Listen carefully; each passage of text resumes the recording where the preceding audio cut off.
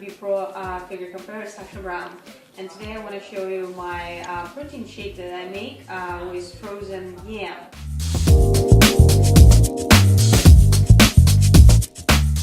So I cook yam, boil or steam, put in small pieces and put in plastic bag in the freezer. So when I'm ready to make my protein shake, I just open up, add this to some water with ice, and I add, usually I put like 4 ounces of yam and 1 spoon of my favorite ProFites supplement protein powder. You can make with like vanilla flavor or strawberry or chocolate. It's up to you what flavor you like. And those.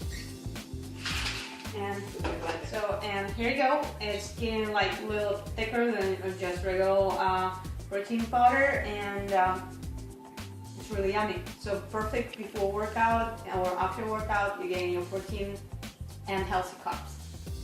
Try it and let me know if you like it.